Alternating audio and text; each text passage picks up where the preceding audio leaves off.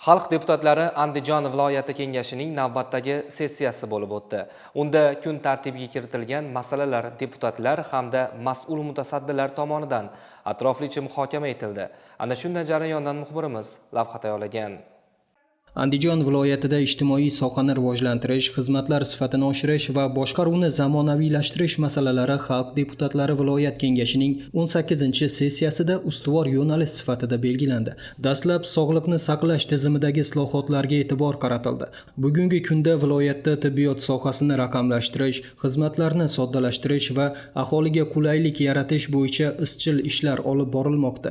Xususan elektron ro'yxatga olish, bemorlar yagona bazasini shakllantirish, xizmat ko'rsatish jarayonlarini optimallashtirish orqali tizim samaradorligi oshirilmoqda. Bu borada Asaka tajribasi alohida qayd etildi. Hududda birlamchi tibbiy xizmat ko'rsatishda raqamli boshqaruv elementlari joriy etilib, aholiga xizmat ko'rsatish tezligi va sifati sezilarli darajada yaxshilangani ta'kidlandi. Mazkur tajribani viloyatning boshqa hududlarida ham keng joriy etish vazifasi belgilandi. Ta'lim sohasida esa sifat va qamrovni oshirish ustuvor yo'nalish bo'lib qolmoqda.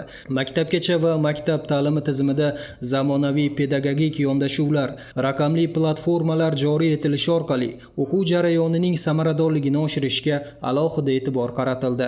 Sessiya kun tartibidagi keyingi masala jinoyatchilik va huquqbuzarliklar profilaktikasi. Ma'lumotlarga ko'ra, yil boshidan buyon viloyatda 1565 ta jinoyat qayd etilgan bo'lib, shundan 861 tasi kiber jinoyatlar hissasiga to'g'ri keladi. Bu esa xavfsizlikni ta'minlashda zamonaviy yondashuvlarni kengaytirishni taqozo etmoqda. Shu maqsadda hududlarda 770 ta video kuzatuv kamerasi, 566 ta domofon qurilmasi, 129 ta tashvish tugmasi o'rnatildi. Ko'rilgan choralar natijasida 724 ta mahallada jinoyat sodir etilmagan.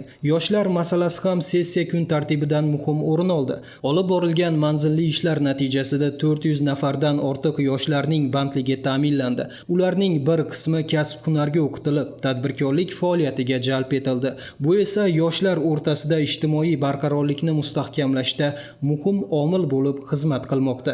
Shuningdek, sessiyada budjet mablag'laridan samarali foydalanish, uy-joy kommunal xizmatlarini yaxshilash, ijtimoiy himoya tizimini takomillashtirish kabi masalalar ham ko'rib chiqildi. Umuman olganda belgilangan vazifalar hududlarni kompleks rivojlantirish, xizmatlar sifatini oshirish hamda aholi turmush darajasini yaxshilashga qaratilgani bilan ham ahamiyatlidir. Asosiysi, amalga oshirilayotgan ishlar samarasi eng avvalo aholining kundalik hayotida o'z aksini topishi lozim.